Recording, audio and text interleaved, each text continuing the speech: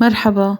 اليوم رح أعمل معكم سياخ الدجاج، وصفة كتير بسيطة وسهلة وكتير طيبة.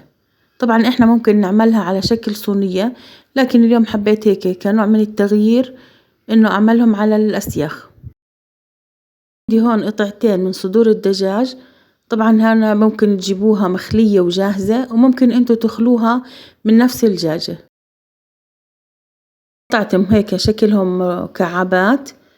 رح أضيف عليهم هلأ معلقة من الملح، معلقة من البهارات السبعة، ومعلقة من الفلفل الأسود، وبودرة الزنجبيل، ومعلقة من الشطة، ومعلقة من بودرة الثوم، وبودرة البصل.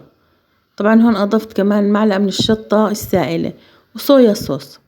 طبعا إضافة الشطة هذا راجعة لإلكم، ممكن تخففوها ممكن تزيدوها.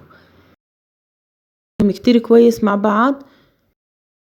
هون الخضار اللي هي عبارة عن بطاطا وبصل وبندورة وفلفل حلو وفلفل حار. هاي انتو ممكن تضيفوا اي نوعية انتو بتحبوها. رح اقطع البندورة على شكل مكعبات، والبصل نفس الشي مكعبات صغيرة. مقاطعة سريعة للوصفة، إني أنا كنت مساعد الشيف، وإذا حابين تجربوا وصفات جديدة لا تفوتوا هاي الوصفة، شكلها مرتب والطعم خيال. ومثل ما بقولكم بأي وصفة بشارك فيها، إذا حابين تجربوا وصفات جديدة اكتبوا لنا اسمها بالكومنت. رح أضيف معهم حبتين من البطاطا. طبعا حاولوا البطاطا ما تكون كتير خميلة حتى تستوي معنا، لأنه رح نشويهم شوي. بالنسبة إلي البطاطا هي الخضار المفضل عندي بهالوصفة، وإنتو شو الخضار المفضل عندكم؟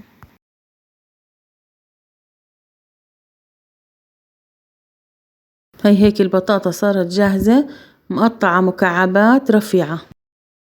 والفلفلة نفس الشي مكعبات. طبعا الفلفلة بتعطي طعم كتير طيب مع الدجاج، إلها نكهة كتير طيبة.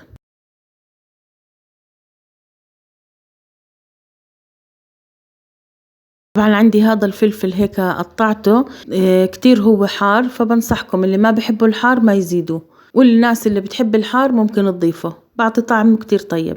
ضفت هنا ما يعادل كاسة من رب البندورة على الدجاج حتى يعطيني طراوة للدجاج، وأقدر هيك أحرك البهارات مع بعض. بلشت أشك في السياخ. طبعا بحط أول شي من الخضرة، وبعدين بحط قطع من الدجاج، وهيك لبين ما يتعبى معي السيخ.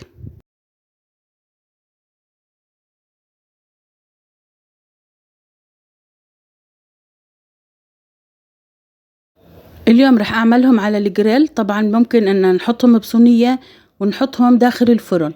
طبعا إذا حطيناهم بالفرن لازم نغطيهم بورق الزبدة حتى يعطيهم طراوة وإنه ما ينحرقوا على السريع. عندي هون الجريل دهنته شوية زيت وحطيتهم فيه، راح أغطيها. راح أعمل جنبها شوية رز أبيض.